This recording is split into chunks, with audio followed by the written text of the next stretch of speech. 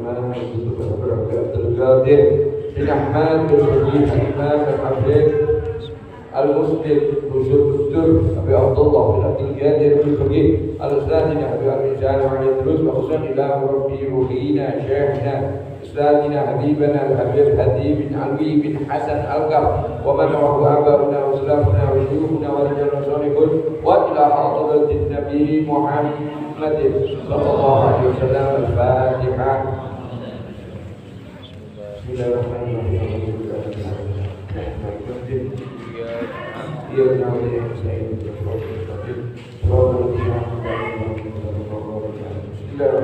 Qala mu'allif wa nafa'ani wa bi'ulumihi fid darin amin ila afdal. Masalah. Di sini dikatakan bahwa mengqadha salat baik di waktu malam ataupun di waktu siang.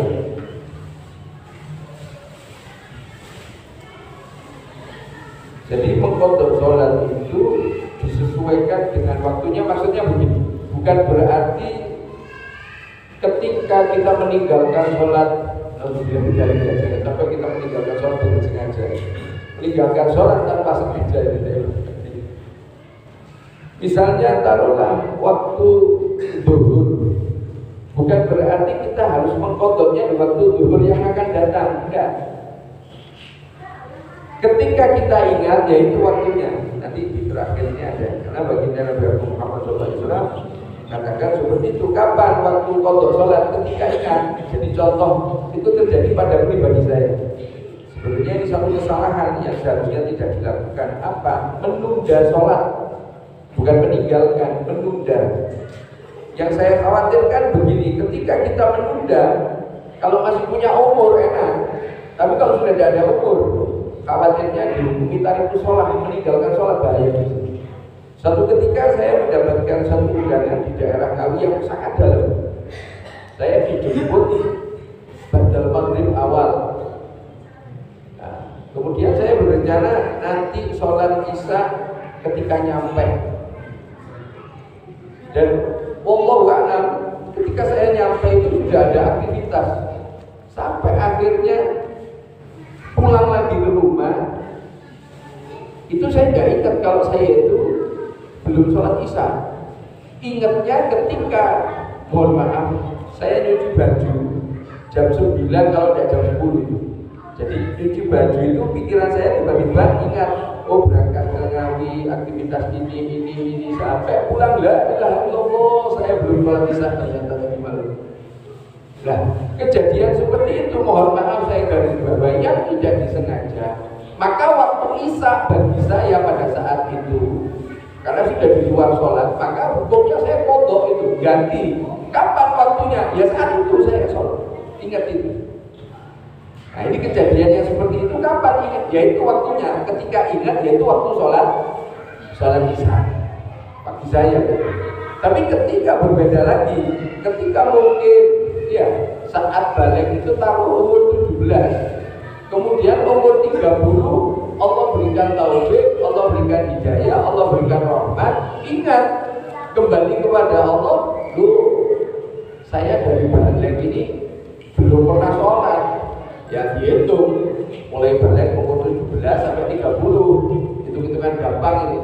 Ada 13 tahun yang tidak melaksanakan sholat, maka itu ditulis, kemudian mengatakan ya Allah saya akan membayar hutang sholat saya. Qadha kan, hutang itu wajib diganti.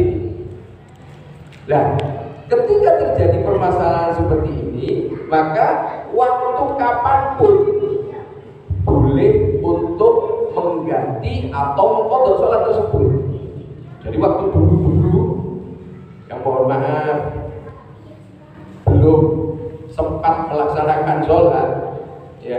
Nah, maka ketika mendapatkan hidayah taufiknya Allah tersadar, maka ingat ya saya punya utang, sholat saya sekian tahun saya tinggalkan, maka diganti, dihitung dulu berapa tahun, berapa kali, kemudian bagaimana cara mengqadhanya.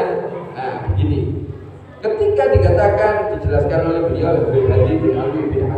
wakaf untuk mempermudah penghitungan. Taruhlah ketemu 100 kali meninggalkan sholat, 100 hari maksudnya itu, 100 hari meninggalkan sholat. Nah, maka untuk memudahkan penghitungan, sekali melaksanakan qadha sholat itu 5 waktu sekali pengerjaan. Ada berapa? 17 rakaat. Subuh 2 rakaat, zuhur 4, asar 4, maghrib 3, isya 4. Ya, itu dilaksanakan sekali. Maka yang 100 tadi ketika melaksanakan satu pekerjaan 5 waktu ini tadi, 100 dikurangi 1 berarti kurang 99. Untuk memudahkan. Apa enggak boleh? Mungkin saya ini waktu zuhur, saya qadha zuhur, boleh, silahkan. Jadi saya tekankan tadi apa? Untuk mempermudah penghitungan sholat-sholat yang kita tinggalkan. Nah, di sini dijelaskan ketika kita mengqadhanya waktu malam itu sholatnya apa? Maghrib sama isya. Maghrib sama isya sholatnya jahar, betul tidak? Maka ketika kita melaksanakan di waktu malam itu, sholat yang 5 waktu ini dijaharkan.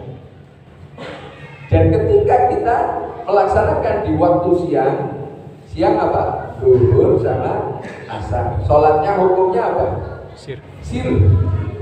Sholatnya sir. Maka sholat yang 5 waktu ini dibaca sir kecuali subuh. Subuh tetap dijaharkan.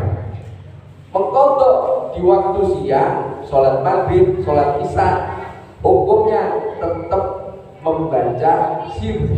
Kenapa? Karena waktu siang itu zuhur sama asar itu sholatnya dibaca pelan. Kalau malam ya dijaharkan. Kecuali siang ini waktu subuh harus jahar semua. Nah, ini ada di sini. Ketika itu baginda Nabi Muhammad SAW melakukan perjalanan yang panjang ini ya, di dalam safar perjalanan ini. Kemudian beliau ini, mohon maaf kalau bahasa saya di sini, keminan. Jadi bangunnya itu terlambat. Jangan mengatakan Nabi Muhammad terlambat. Ini beliau terlambat ini bangunnya ini. Sehingga mataharinya ini, kalau orang Jawa mengatakan srengenge ini wis kletek. Jadi sudah muncul mataharinya ini. Nah, kemudian beliau sallallahu alaihi wasallam tetap melaksanakan sholat, dan sholatnya ini dibaca jahar. Sholat subuh tetap dilaksanakan dan dijaharkan, dikeraskan. Bacaannya itu dikeraskan. Taruhlah seandainya begini, saya malu, tapi ya nggak boleh malu, masa hukum kalah sama malu, nggak boleh. Tapi saya sendiri pernah sholat, dan saya juga pernah bertanya, bagaimana ketika sholat jahar ini dijadikan sir, bacaannya pelan. Pelan itu minimal telinga kita itu mendengar, bukan di batin. Jadi tetap pribadi kita itu dengar. Contohlah maghrib, bagaimana ketika sholat maghrib itu sir, ya tidak jadi soal. Cuma Nabi Muhammad SAW itu ketika sholat maghrib dijaharkan. Begitu juga sebaliknya. Bagaimana zuhur ketika jahar? Ya tidak apa-apa, tidak batalkan sholat. Cuma Nabi Muhammad SAW ketika sholat zuhur, sholat asar, beliau itu melaksanakan secara sir. Jadi patokannya itu ada pada Nabi Muhammad SAW. Ada satu kisah di sini. Di zamannya Imam Habib Ahmad bin Hasan Al-Attas, Soib daripada Syekh Malik Sumdud Habib Ali bin Muhammad bin Husain Al-Abbas, Syekh Malik Sumdud. Di dalam kitabnya Tadbirun Nas itu dikatakan ada seorang pemuda ini bertanya kepada Imam Habib Ahmad bin Hasan Al-Attas, ketika beliau mengatakan saya tidak membaca doa istiftah. Kenapa? Karena di dalam doa istiftah itu apa? Inna sholati wa nusuki wa mahyaya wa mamati. Itu maknanya luar biasa itu. Nah, si pemuda ini beranggapan saya tidak seperti itu. Dalam artian tidak melakukan apa ya, seperti yang dimaknakan di dalam doa iftitah. Maka saya meninggalkan doa iftitah. Dan sebetulnya hukum doa iftitah ini adalah sunnah, bukan wajib. Ketika orang ini meninggalkan jadi soal. Apa jawaban dari Al-Imam Al-Habib Ahmad bin Hasan Al-Attas yang ini ya patut kita pegang ini jawaban dari beliau. Imam Ahmad bin Hasan Al-Attas itu mengatakan bahwa jangan kamu lakukan itu. Kenapa? Maksudnya tidak boleh meninggalkan perkara ini karena tidak sesuai dengan hatinya. Dia tidak bisa sesuai dengan kalimat yang ada di dalam doa iftitah ini, merasa dia tidak pantas maka ditinggalkan. Jangan seperti itu. Kenapa? Karena Abu Ahmad bin Hasan mengatakan Nabi Muhammad SAW melakukan itu, membaca doa iftitah. Anda kita melakukan membaca iftitah itu dikembalikan kenapa? Karena Nabi Muhammad melakukan SAW. Jadi itu perlu kita pahami. Apapun yang ketika dilakukan Nabi Muhammad SAW, kita ya harus kita lakukan. Wajibnya bagaimana dalam Al-Quran qul in kuntum tuhibbunallah fattabi'uni, kita diberitahu untuk itba, untuk mencontoh dari perilaku zahir dan batinnya bagi Nabi Muhammad Shallallahu Alaihi Wasallam. Jangan mengatakan saya tidak mampu, saya tidak pantas dan sebagainya. Jangan, itu sunnahnya Nabi Muhammad. Contoh, ini yang untuk koreksi pribadi saya, lebih kepada pribadi saya mengatakan ini lebih untuk mengingatkan diri saya. Contoh, ada satu kesunahan apa? Pakai celak, tahu celak? Semerap celak, tahu celak? Yang ditaruh di mana ya? Ya. Itu yang dilakukan Nabi Muhammad SAW. Jangan mengatakan saya, tidak boleh saya mengatakan saya tidak mau melakukan itu karena tidak pantas. Karena ketika pakai celak ngaca dengan jambul, wajah kembali koyok ini. Jangan, itu pemikiran keliru seperti yang dikatakan pemuda kepada Ahmad bin Al-Attas. Kamu jangan seperti itu, jangan beranggapan kamu, saya tidak mampu, saya kurang baik, sehingga meninggalkan itu keliru. Oleh Allah kita diperintah untuk itba, fattabi'uni. Nabi Muhammad SAW mengatakan itu perintah Allah itu. Jadi kita disuruh nyontoh, suruh nyontoh itu untuk melaksanakan kesunahan itu. Bahkan ketika kita berat, ini saya ulangi lagi untuk pribadi saya. Ketika kita berat melakukan itu, ada tendensi lain, ada sifat gengsi, malu dan lain sebagainya. Justru di situ ketika kita mau menekan daripada nafsu kita untuk mau melakukan, nilainya istimewa. Seperti yang saya katakan, celah.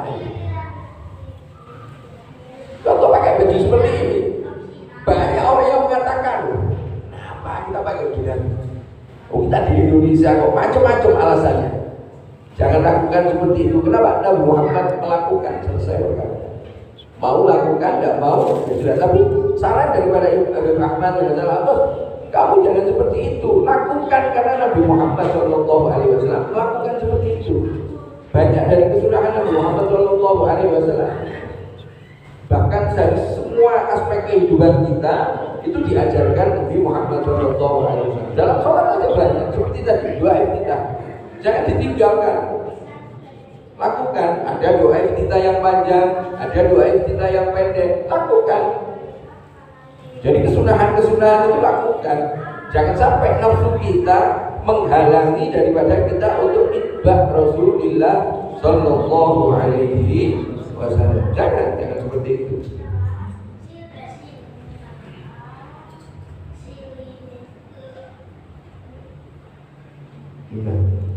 Termasuk di sini beliau pernah ada satu riwayat ini ya, yang diriwayatkan oleh Abi Qatadah. Ya. Nabi Muhammad SAW pada waktu itu melakukan safar.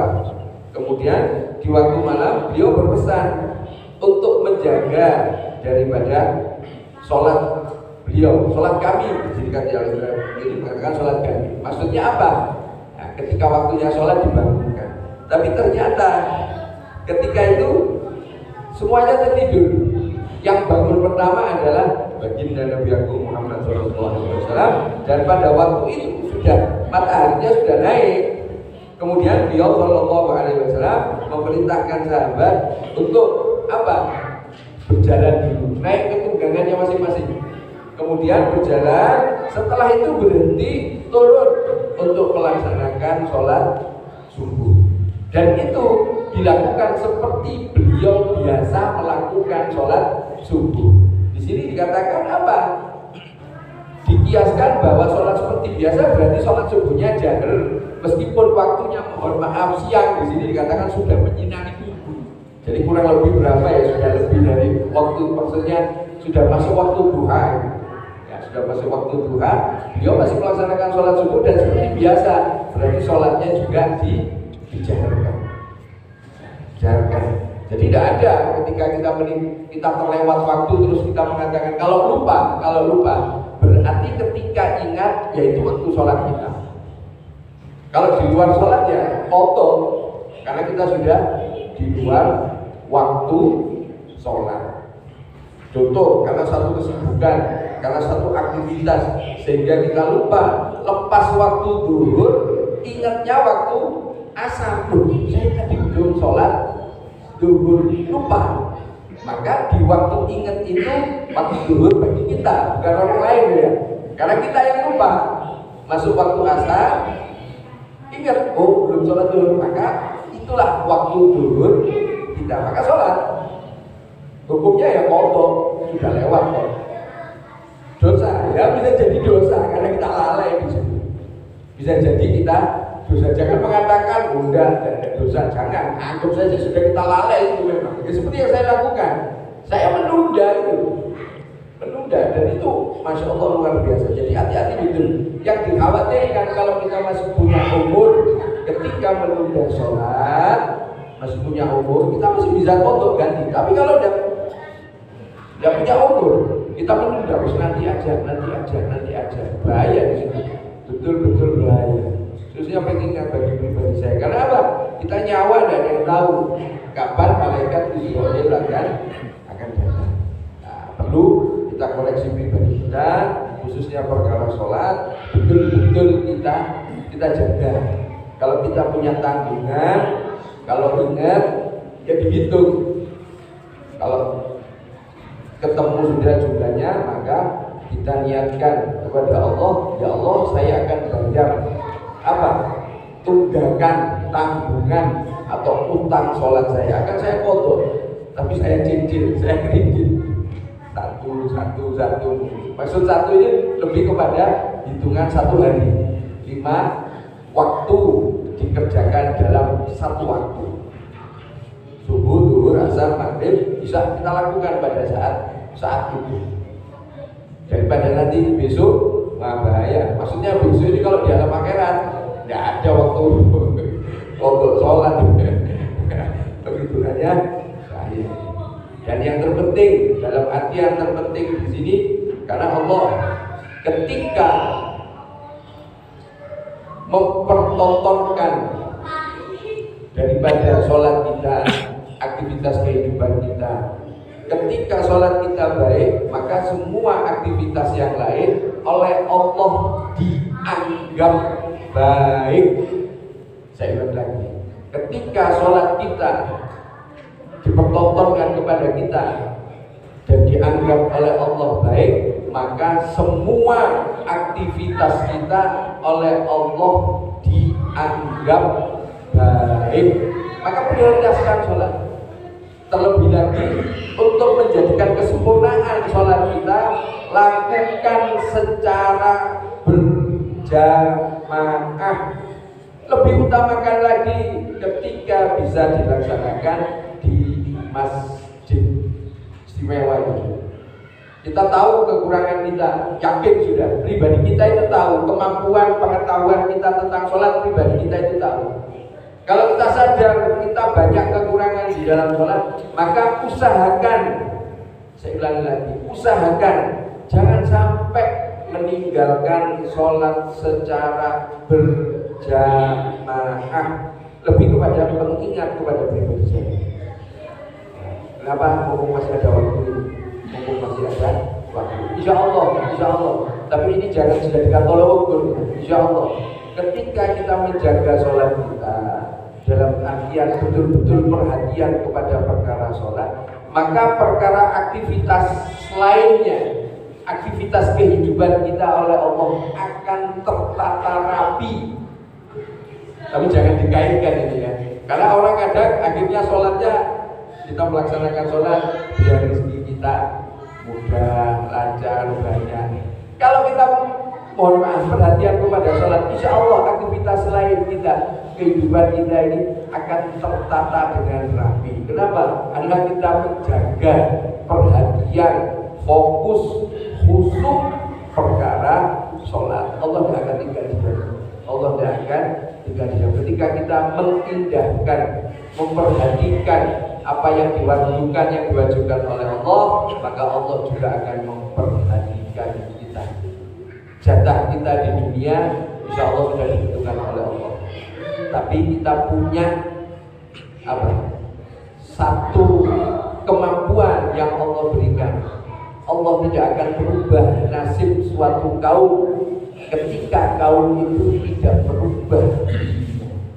Kalau hidup kita merasa carut marut, koreksi sudah. Yang pertama perkara sholat. Mungkin yang kedua hubungan kita dengan orang tua. Ya, maka itu muhasabah. Carut marutnya kehidupan kita itu karena kelalaian kita terhadap perintah dan larangan Allah Subhanahu wa ta'ala. Insyaallah minggu depan kita akan melaksanakan lagi, dan yang minggu depannya lagi itu malam takbir kalau tidak salah itu. Jumat pertama. Besok kan Jumat kelima. Nanti Jumat berikutnya kalau tidak salah malam takbir itu langkah. Ya kita itu deh. Insya Allah dengan kemudahan selamat semuanya. Ya nanti insya Allah jangan dan kita Jumat kedua, Jumat pertama kita takbiran, langsung nanti Jumat kedua insya Allah. Masih nanti Jumat kelima juga kalau tidak salah ada hujan kemudian kemudian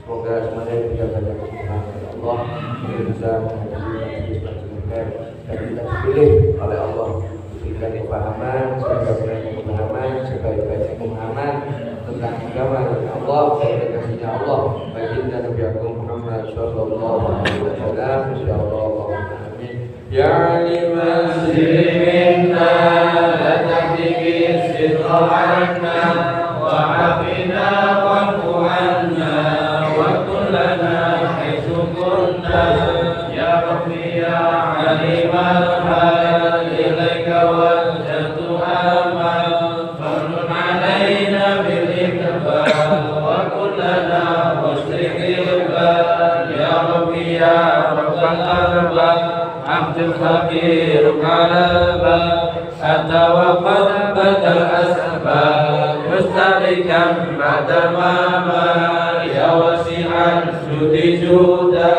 al khairu khairu wa inda wa qalladhi rama abdu fadrik bi rahmatik ya mujidal khalqi durra wa musi'al kulli birra as'aluka salasidra ala qabari wal ardal ya man yara sirra qalbi hasbi tilauka hasbi farhubi haubika dhambi wasiru sudi wal a'mal rabbi alaika dimadi kama ilaika istinadi sidra wa aqsa muradi ridhaka ta'imul hal ya rabbi inni as'aluka al-'afwa anni wa lam yahib bika dhanni ya malikal mulki ya wa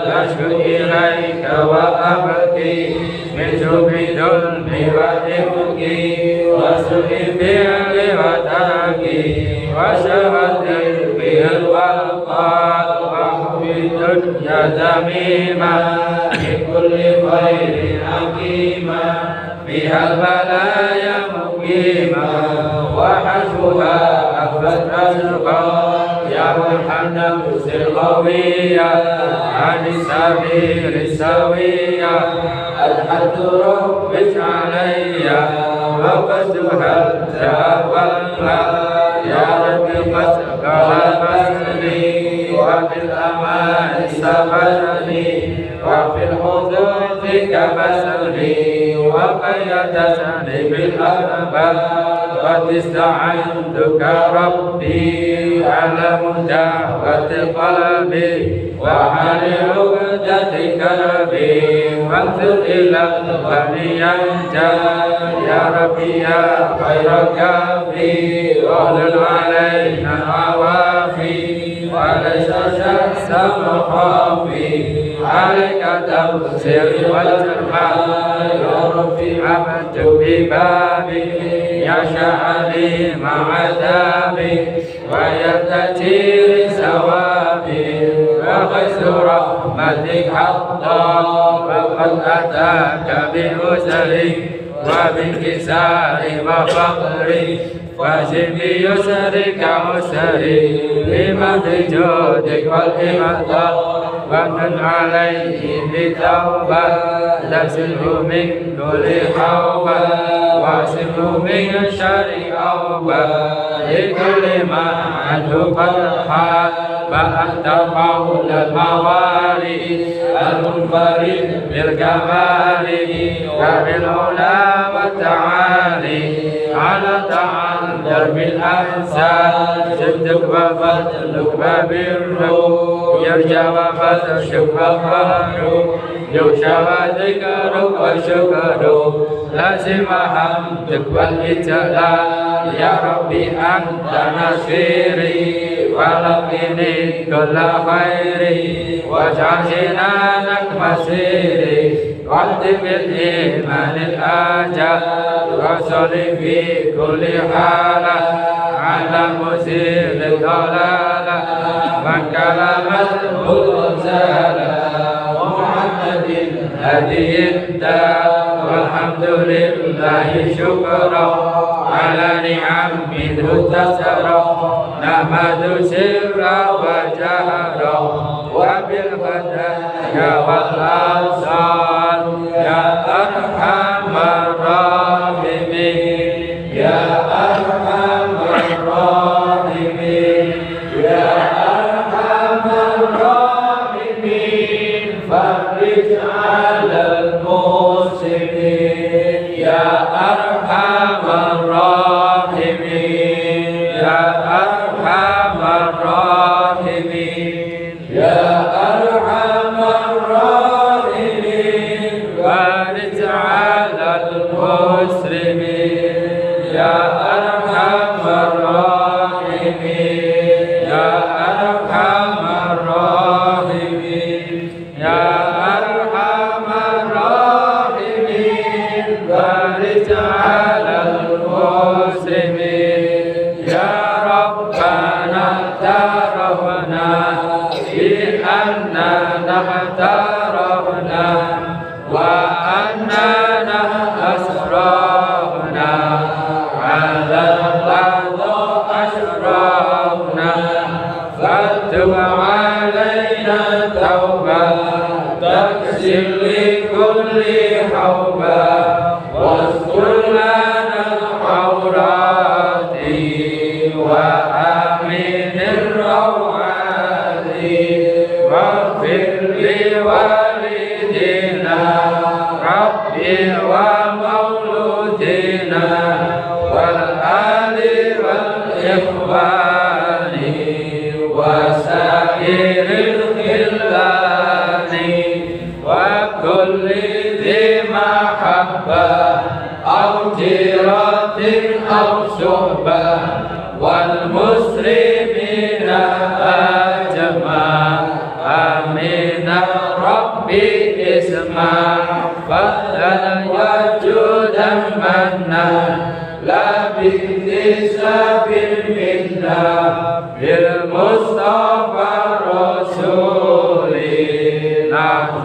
من كل سوء صلى وسلم ربي عليه حتى حبي وآله وصحبه عدد الرسول والحمد لله بالبدء والتنادي سبحانك اللهم وبحمدك أشهد أن لا إله إلا أنت أستغفرك وأتوب إليك سبحانك اللهم وبحمدك أشهد أن لا إله إلا أنت أستغفرك وأتوب إليك سبحانك اللهم وبحمدك أشهد أن لا إله إلا أنت أستغفرك وأتوب إليك والحمد لله رب العالمين. Segala kekurangan, kesalahan yang kurang pas mohon dimaafkan. Assalamualaikum warahmatullahi wabarakatuh. Waalaikumsalam warahmatullahi wabarakatuh.